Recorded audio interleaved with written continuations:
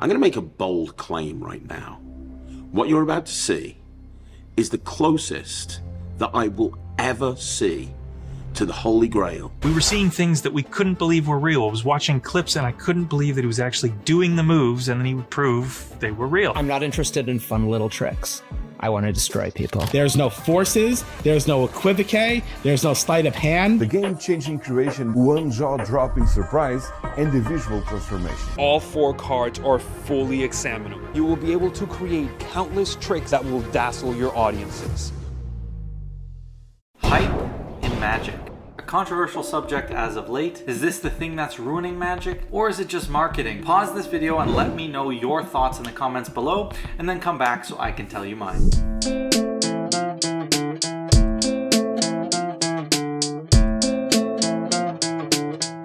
What is good, guys? It is Reed and welcome back to another video. Today we got Dear Magicians episode 12, Hype in Magic. Now this is one that I am very excited to talk about, something I've been noticing a lot in the magic community, thinking about talking about for a long time, and I think you guys are gonna like, hopefully. Maybe some of you won't like my thoughts on the topic, but I think it's an important topic and something that I want to address because I think my thoughts will hopefully help a lot of people sleep a little bit better. Now this is gonna be a fun video. We're gonna talk all about what is hype, why is it good, why is it bad, then I'm gonna end off with a recent case study that is gonna be a whole lot of fun. Now if you guys have not heard, I have just recently launched the wizard tier of my membership where I am posting incredible masterclasses, lectures, and some of my best tutorials. I've just recently posted the hour and 45-minute propless mentalism lecture and the 45-minute propless billet work lecture, which are some of the best content I have ever put out. It is available over there on the wizard tier. You'll also get access to my full mentalism course, 2 new videos every single month, over 35 tutorials currently live. We are in the book test section right now, so you do not want to miss that. We have some incredible book tests coming every other week. If you'd like to see a performance from one of the effects you can learn on the Propless Mentalism Masterclass, I will link it right up here. And if you'd like to join my exclusive channel memberships, the links are down in the description. If you'd like a private lesson from me, links are also available in the description. And with all that said, let's jump right into the video. Dear Magicians, let's talk hype in magic. First of all, what is hype? I think in order to have any kind of debate about a subject, we really need to understand the textbook definition. So the textbook definition of hype is an emotional buildup of excitement, anticipation, or momentum. Now let's hear what Siri has to say. Hey Siri, what is the definition of hype? Hype is an informal term. As a noun, it means extravagant or intensive publicity or promotion. So Siri's definition is very similar, but does kind of approach it from a different angle and touch on a few different things. But overall, I think hype is the emotional response created, generally in the form of excitement or anticipation or expression about a particular topic. Now, hype is not marketing, okay? This is a very important distinction that I want to make early on. Hype is not marketing, it is the feeling that the marketing creates. Now, in the context of magic, let's get a little bit more specific. Hype often builds around the secrets, right? The secrets behind methods through clever trailers or clever wording, promises of the best trick ever, all these kind of things, right? This is where hype typically is developed from. We have a really unique industry because we are selling secrets. You're essentially buying something that you don't fully know what you're buying. It's the one industry where that kind of exists, and so it's very prone to the hype train, right? To falling to that. Also, we have all the key marketing words like revolutionary, Holy Grail, game-changing, real magic, all these things that are marketing terms, but they are also embellishment terms, right? Or hyperbole, which, as we learned from Siri, exaggeration is one of the things that fuels the emotional response of hype. And then the other thing that I think is important to get out early on about hype is that in the magic side of it, it lights like a flame and goes. It travels very fast through our community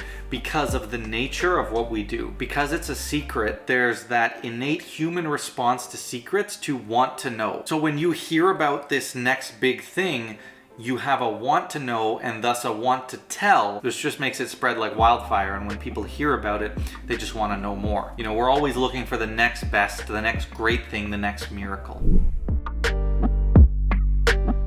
So now, is hype bad? Quick pause in your regularly scheduled program. I just want to let you guys know about my Mentalism membership. For the price of like a coffee or two every month, you get access to dozens and dozens of Mentalism tutorials, 2 new tutorials being added every single month. This is an amazing place for you to start your journey as a mentalist and learn all the fundamentals. It's also an incredible place if you're more experienced to learn incredible effects, brand new ideas, new methods that you may have never seen before. People have been loving the membership. I've gotten great feedback. Currently, I'm breaking down the godfather of mentalism books, Practical Mental Magic. I'm breaking down every single effect, every move, every detail, every plot. I am not just teaching the tricks as they are. I revolutionize and update every single one of these effects. I will also be adding custom master classes. You will get some of my best unpublished material. And the best part is it's all right here on YouTube. No Patreon, no external services. All the videos are right here on the channel. All you have to do is head over to the link in the description where you can get access to the mentalism course by joining the mentalist tier of my membership, or if you'd like to unlock all channel videos, including the entire course, exclusive master classes, one-of-a-kind lectures, and the opportunity to request custom videos, you can join the wizard tier of my membership. I hope to see some of you over there on the membership. Now back to the video. Now I want to talk about this from both the pros and the cons side of hype. So let's start with the pros. I think hype is good as it builds excitement around particular tricks. It keeps the fuel going in our community, the excitement, new people coming into it, right? If there wasn't this hype and excitement, there wouldn't be as much new people coming into it. It wouldn't keep the flames as lit inside of us who already exist. Hype is also a great thing for, helping support the creators, right? The more people that support deserving creators, the more that our industry can thrive and prosper, and more people can make an income from magic, which is great for the community perspective. And hype is one of the things that helps those people make a living. And then creating that buzz and conversation within the community, a lot of the time, not always, but a lot of the time, can be a healthy exercise, something that keeps us all engaged and interested in just having discussions about the thing that we're so passionate about. Now the cons. Of course, hype can lead to disappointment in a trick when something doesn't live up to expectations. And this is a very important line that we're going to get to in a moment when I discuss my take on it. But it can really be a disappointment. And then the disappointment can lead to people being dissatisfied with creators or products or companies, and then steering away from those, which hinders the creator, the companies, and sometimes deservingly so, but sometimes not. Again, I always say we should be working more together, right? So the more that we can not blackball certain creators and companies who don't necessarily deserve it, the more our whole industry can grow and respond and work together, which I think is a great thing. The other thing it can kind of do is cause magicians to make these purchases on emotion and make bad decisions, right? Which is why a great thing that educated magicians or some knowledgeable magicians would say is wait till the reviews come out, give it a month before you pull the trigger on that new flashy thing, right? Really think about it, think about how you'd use it. That's why I really don't buy a lot of magic, because I'm always looking at it from the perspective of, would I use it? Most of the time it's no, because I'm such a minimalist, right? I wouldn't even bother carrying it around, so I just don't bother getting it. I think I've touched on this in my recent Blackpool video. When I was at Blackpool, I bought one thing, which was Heavy Metal by Yao Miranda and Chris James, and I spent days in that dealer's hall playing around with it. You can go ask Yao. I was at his stand 10 times for like an hour just playing with it, trying to decide, going back and forth. I went over to the bar and sat alone for like an hour thinking, what routine would I do with this? What would I use it for? And then finally, 30 minutes before the convention closed on the very last day, I walked up to that stand and I bought it because I finally decided. In a condensed time frame, because I only had 3 days, but I really thought about it and took my time before I made that purchase. Hype can cause people to buy on emotion and thus, like we talked about, be disappointed and make bad decisions. Now, what is my take on hype? Controversially, or maybe not, depends on where you fall, I don't think hype is a bad thing. Now let me explain before you bring out your pitchforks in the comments. If you look at the pros and cons of hype, the pros, building the community, bringing people together, helping creators, creating buzz, all these things are just things that generally help the community, and obviously there are some cases where it's not deserving if people are lying and false advertising, and we'll touch on that in a moment, but generally those are good. If you look carefully at the negatives of hype, it's not the hype's fault, or should I say the marketing's fault, it's the magician's fault for making these decisions. So the two cons, the two major cons I listed, is that it can lead to disappointment because the tricks don't live up to expectation, but whose expectation? Your expectation. They are your emotions. They are your feelings. You yourself, no one but you, has made the decision in your mind that there are certain expectations set on this trick, okay?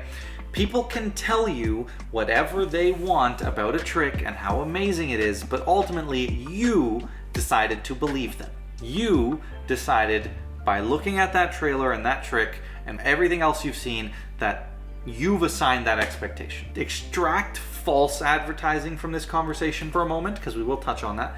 But besides that, no matter what has happened, you are the one who ended up at the place where you made the decision and you set those expectations. Expectations cannot be broken if they don't exist in the first place. And I'm not saying don't have expectations. It's actually good to have expectations, but try to bring them down a notch, make them a bit more realistic. Understand that real magic does not exist, right? Okay, I said it. Real magic does not exist. The Holy Grail ACAN does not exist, okay? So you need to take a little bit more responsibility than blaming the creator and the people who put out the marketing campaign for that particular trick about it being too hyped and you being disappointed because you set the expectations. The community can kind of help push and generate these expectations, but again, you accepted them as the reality. The next negative is that magicians can be emotional and make poor decisions on purchasing an effect because the hype causes them to have this emotional reaction. Oh, I have to buy it, right? Everyone's talking about it. Look at the root of that. It is you.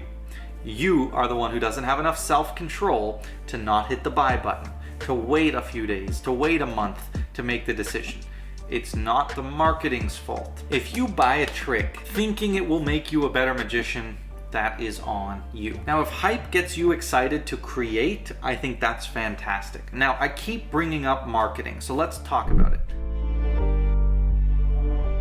Hype is not marketing. Hype is the emotional response to said marketing. Marketing is marketing. It is trying to sell something, trying to advertise it. The problem is that magicians don't understand the difference between that, and they see this emotional response that them and the rest of the community is having, and then they say, okay, that is hype, which it is, but then they skip the part where they realize that was an emotional response to the marketing, and they just say the marketing is the hype, right? They say the marketing is the hype, but hype and marketing ultimately are not the same. This hype that people say are bad is essentially just the marketing, but it's the emotional response of the marketing, right? So they aren't the same. The hype is that emotional response, the marketing is the actual advertising, but people have got them confused as the same thing. So they see this hype and this emotional response and they just want to throw that on the marketing and say that's the problem. But you have to understand the difference. If you've ever had your own business or tried to sell something, you'll quickly realize that you have to try to sell it by highlighting the positives about it. As an example, you can look to any trailer. They're not going to sit there and say,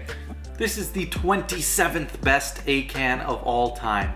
With a simple double lift, the spectator can name any number between 1 and 10, and then they touch a card, and finally you deal down using a second deal to that card, and somewhat incredibly, it will be at that number, right? It's not the way to do it. Like I've said, hype is emotional marketing. It's the emotional side of marketing. And in my opinion, there's not too much of a rule book to marketing besides false advertising, which I keep alluding to. We will get there. But the reality is, as long as you're generally being truthful, speaking in hyperbole and embellishment is part of the marketing strategy. And a lot of the times you want to find that happy place where you can feel comfortable about what you're saying about your product, knowing that once your spectators purchase it, they won't be disappointed by what you say. I'm not putting all of the responsibility on the consumer.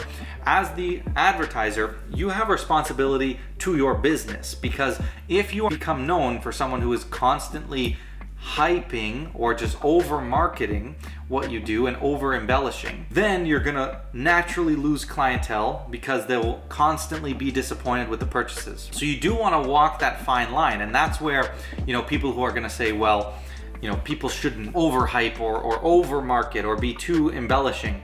Well, it's kind of self-regulated a lot of the times, because eventually, people should, or you should do the due diligence to catch on to that as a consumer. Even if it's an unknown creator, you have to look at everything and understand it's a piece of marketing and then decide for yourself. In my opinion, it's not the marketing's fault. They are doing their job. If this marketer, whoever it was who came up with this trailer, is doing their job, which is one thing, to sell that product. And if you fall for the marketing, then they did their job. Again, the hype is not the marketing. Okay, the hype is your and the community's emotional response to said marketing, so you can't really get mad at the marketing. The marketing is just doing its job. You can get mad at the community and the people who are generating the hype. Everyone who says, oh, I hate hype, I hate the hype around this product, they are further fueling the hype as well. Traditional marketing will tell you what a product does. Hype tells you how you feel about what that product does or how it works or what it is. In magic though, those lines tend to be a little bit more blurred because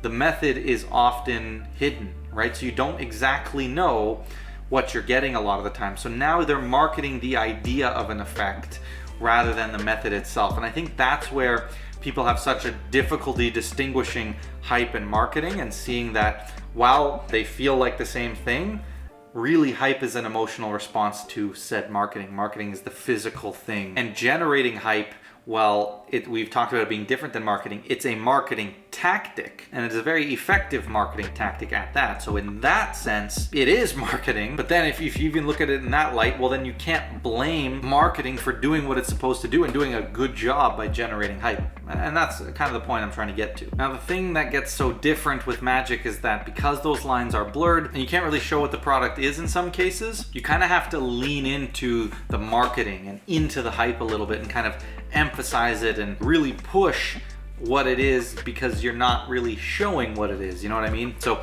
it does get in a little bit of a gray area. But ultimately, hype versus marketing, hype is the emotional response, marketing is the actual thing. And I don't think that you can get mad at hype when it is your emotional response to said marketing. And at the end of the day, hype is a marketing tactic, but it is still just marketing. Now, I've touched on this a little bit, but let's touch on why magic is different. What makes magic different to any other industries? We've touched on a few things so far, but I think there's a couple of important things. Like I've touched on, most products you can demo, you can demonstrate. It's very clear what you're getting, what it is, what it does. But with magic, because we're selling secrets, a lot of the times we can't, we don't. And I would love a world where creators could put out full trailers of exposing their method. And you might say, well, Craig Petty does that. But the difference is Craig Petty puts out a lot of effects that you have to buy because it's a physical product, right? Physical products you have to buy. So it's very easy, and a lot of physical products probably could just be exposed, right? In that same fashion. And I think that's probably a good thing, a good way to lean in terms of transitioning the way we market magic. But I still think there are a lot of really valuable like video download projects or like just tricks that are card tricks maybe that are like super clever, or you're creating the gimmicks on your own so you don't need to buy a physical product. And then that's where you get into this sticky territory of, okay, well, how do I market it if I'm not showing the trick? Then you have to lean into the marketing, create a bit more of a kind of hype train to try to generate it, and kind of leaves the back door open to some false advertising. So let's talk a little bit about that false advertising. That is a huge problem in magic because of the nature of the secret. If you aren't showing what you're selling before people buy, you can say whatever you want about that thing. I do think generally, at least you yourself, but kind of the community can sort of self-police this, where if some creator gets known for constantly false advertising, and there are several, then people just aren't going to buy from them as much, right? That's the first thing. I think 100%, I will say false advertising is wrong. Sometimes the false advertising line can get blurred between like speaking in hyperbole and sort of this embellishing of things a little bit with that false advertising. So as a creator myself, these are the rules that I follow when putting together a trailer. I don't want to say a single thing in that trailer that isn't factually true. The adjectives that I choose to describe those things, that's where I can play with, right? So for example, let's say I've created an any card at any number, where the number can be truly named and the card can be truly named and the cards can be dealt by the spectator. If I say any card is possible, any number can be named, and in this Holy Grail A-can, the cards can be dealt incredibly by the spectator. Well, I haven't told a lie. I've used adjectives like in Holy Grail and incredibly, but I haven't lied. I've just made it sound better. I've added some dressing, some sprinkles onto it, right? So I think that is, for me, the box that I try to fall in, and I think most creators, I would like to think, try to fall in that, where you're not lying about anything, but you're just making it sound better with the adjectives and maybe embellishing things a little bit. Also, I think another side of this is omission, sort of marketing by omission, right? Because we know of existing methods in magic, by leaving out the things that your product uses and listing the things that it doesn't use can make it seem really good. But in my opinion, that falls on the consumer, because that isn't something that we can put any kind of standard on, right? The people who say, well, you need to, be clear what it does use or doesn't use. Well, again, if we're hiding a secret, we don't really want to say what it uses. And then on the other side, we can't list everything it doesn't use, right? We can't list every possible thing. It's impossible. There's thousands of methods. And then we start to say, well, do you want us to list things outside of magic? Okay, well, I'm doing an any card, any number. It doesn't use a toaster, doesn't use a water bottle, doesn't use a phone, doesn't use a camera. You know, it could just get ridiculous. So I don't think that's on the marketing team, right? The marketing team can choose that strategically to say, you know, no threads, no magnets, if it kind of makes sense. Again, the A-can's such a good example. If you say, you know, regular deck, no gimmicks, no rough and smooth, all these things, then that's great. But now maybe you leave out regular deck, you say no rough and smooth, you say no stripper deck, that sort of thing, but then you're using a Svengali, right? Or that kind of gray areas where people get mad. But again, it's your responsibility as the consumer to know that they can't list everything it's not, right? They can't, they just can't. And then you should also know that oftentimes if there's something that you think might be the method and it's not listed as not the method, then it might be the method, right? And you have to understand that and sift through that yourself, because at the end of the day, they can't list everything that it's not. And to make the product seem good, you want to list the things that it is and sometimes what it isn't strategically, right? And so again, it's just a marketing tactic, and you as the consumer need to be able to navigate that. I think it's an important skill to learn how to see through, you know, marketing, advertising. Where I think it becomes a big problem is where there's outright lies or things that aren't true. So if I said, you know, it can be any card or any number, and then it can't, there's some kind of restriction, then that's a problem. I think saying things like, you know, feels like any card or any number is okay, because you're clearly saying it feels like it. So you're not saying it is, but it feels like it to your spectator, right? Which a lot of tricks are. It's the illusion to the spectator. And that's the thing that you have to think about as a magician. That's what really matters, right? And so that's why I think that's an important thing to consider. Saying things like no setup or impromptu, when in fact there is a setup or it can't be performed impromptu, I don't think is a good thing to do. Sometimes you can have an alternate handling that makes it impromptu, and then I think that's fine. There's no outright lies is the important thing to do with the marketing. Marketing ultimately describes the experience and the product honestly, even if it hides what the method is. That's the general rule of how I think these kind of things should be approached. And then hype is the building of anticipation based on that honest experience, that honest product, that honest trailer, whatever it is. And then false advertising are lies and deception made within the marketing of the product, which can also generate hype, but then becomes a big problem. And I think we should be calling out creators who are doing serious false advertising. That's where I think part of the problem is too, because I don't think it's right as a creator to be false advertising. But again, you can see I'm very much on the side of the creator with a lot of what I've said here. And I've given a ton of leeway, but you still have to have some integrity to your consumer. But again, that's where I think it's almost self-policed, where like if I get known as the creator who's always lying and embellishing my trailers, then people just aren't going to buy from me, and I'm hindering my own reputation. So it's kind of self-policed. I want to make sure not only I put out a good product, but I put out a good trailer and marketing for that product, so people aren't disappointed with the product and they build that creator-consumer trust, which is really important. Now let's do a quick case study on a recent product that generated a ton of hype and controversy, the Atomic Deck by Craig Petty and Lloyd Barnes. So first, let's look at the marketing, how this all played out from a marketing perspective, okay? Strictly marketing. They slowly began several years ago, near around the time of the Quantum Deck, a little bit after release, to talk about the release of this Quantum Deck 2. It was years in advance, and this is sort of the teasing phase, right? Craig does this very, very well. Begins little teasers about his product. Oh, I have an amazing thing with Penguin Magic coming soon, or, you know, whatever it is. Fantastic marketing strategy. Getting that anticipation to slowly build over time. It's like a snowball effect, right? So it was started to be talked about, the Quantum Deck 2, then eventually it became, okay, it's no longer the Quantum Deck, it's the Atomic Deck, and it's way better than the Quantum Deck, right? It's completely different though. You start getting more nuggets overall. The teasers come out. Then the teasers really ramped up a few months before release. We start to hear that it's an A-can effect, and it's sort of what Craig wants to leave behind to the Magic community, and it's the Holy Grail. These words start to be floated around, and you start to hear rumblings a lot more about this A-can, this incredible A-can that's coming. Beginning to use a lot of these words that eventually started some of the controversy, Holy Grail, and, you know, his mantra to the Magic community.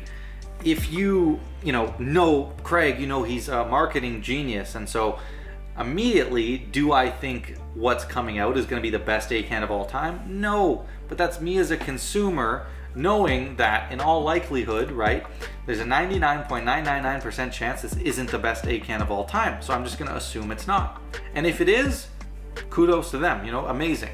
But me as the consumer, I'm listening to this and I'm thinking, that's great marketing. I'm not falling for it, but it's great marketing. Then, and I want to stress this, there were very carefully released trailers and teasers showing particular performances. Sometimes, you know, ones that didn't really show much phone usage, or ones that show like, you know, not it being too high or low of a number, or not them having to change their mind, different things like that, which is what you would want to do. You put out the best performances you have. But I mean, it wasn't to the point where they weren't mentioning the phone. Like Craig performed on the Penguin Live and he used the phone in that performance. So people knew that there was a phone involved, and you started to hear that come out over on the Magic Cafe. Oh, this is using a phone. Some people didn't like it, but it was very carefully released in trailers and performances. And all of this is just adding snow to the snowball as it's starting to pick up speed and roll down the hill.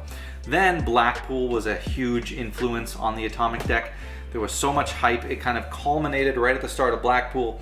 Everyone was going to see Craig perform it. It was the talk of Blackpool. And then there's further marketing and hype about it selling out instantly. And it did sell out very fast, but that's the narrative that's getting pushed, right? It's a genius way to market it. So that's sort of the marketing side. That's how, if you look at it, that's how the snowball started and what really kicked it off and ultimately finished at Blackpool with all the hype. And then, of course, the controversy that broke out kind of probably fueled it more, but I don't really want to get into that now. If we talk about the hype side of things, and I think this is where you can see the contrast. So again, the hype being the emotional response. So first of all, the community created the hype, making assumptions and expectations about the deck based off the marketing. So people hear things like this is the Holy Grail, so they assume that to be true. They assume that this is going to be the best thing ever. And it might be for Craig, but you have to understand that we're all different. We're all different performers. Not everything's going to be the Holy Grail for all of us. So you have to look at it with a skeptical eye. But people, of course, they took that and ran with it. They said this is the best thing ever. And then, you know, people from there fight back, and that starts to generate a snowball of hype. It's fine to get excited. You know, people get excited, oh, this new A-can's coming. But, you know, they're starting to latch on to these particular terms. Oh, he said this, he said that.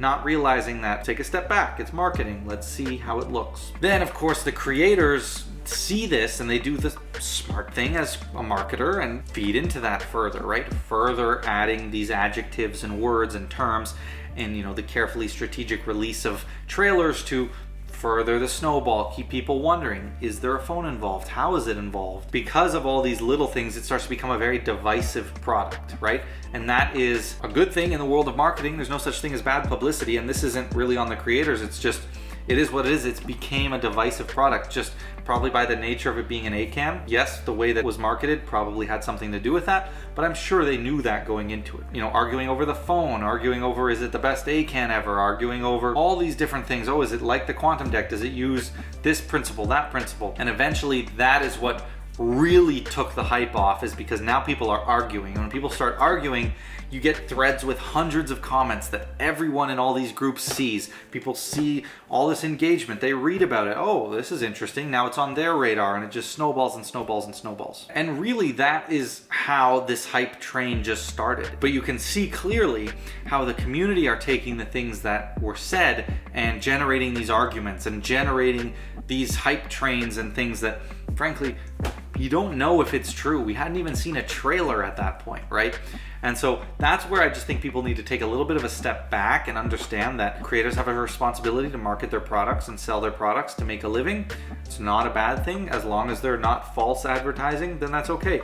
In my opinion, the only little misstep by the creators is the whole rough and smooth conversation. It is a super gray area, and I can see the argument for the other side. In my opinion, I would not have included the line in the ad copy, no rough and smooth. I've heard the arguments like some people don't like rough and smooth, this feels a lot different, and I didn't want to turn those people off. But it is rough and smooth, it's just not the same technique or product, but it achieves the exact same thing. And when you say not rough and smooth, and I know that they knew this, right? Obviously they know, they're not dumb, but they know that people are going to assume that it's a regular deck without the rough and smooth, which again, I can totally see the argument if you want to say, well, we didn't lie, so it's not really false advertising. So sure, I just think it's a gray area. I'm kind of on the side, well, I wouldn't have said that. I think it's could be construed as false advertising because it's the same thing, like just common sense, But I see from the marketing perspective why you would want to put that in there and how you can be very sneaky with the wording. And that's where, you can make your judgments about the creators for the future. And that's what I mean. It's kind of a self-policing thing. If you think, okay, so-and-so creator always lies and false advertise, don't buy from them. If this person always embellishes too much for you, then don't buy from them, right? Let me know what you think on this whole atomic deck. I think this is a good case study because it shows how you have the marketing, and I walk you through exactly kind of the progression of the marketing and then the progression of the hype and how these things were largely correlated because that's what happens. But the reasons for the hype is because the community is taking things from the marketing and making these assumptions on their own and then causing a controversy and getting that snowball rolling, and it just blows up. And then people get mad about the hype that frankly they are contributing to causing in the first place. So all that to say, dear magicians, stop feeding in to the hype.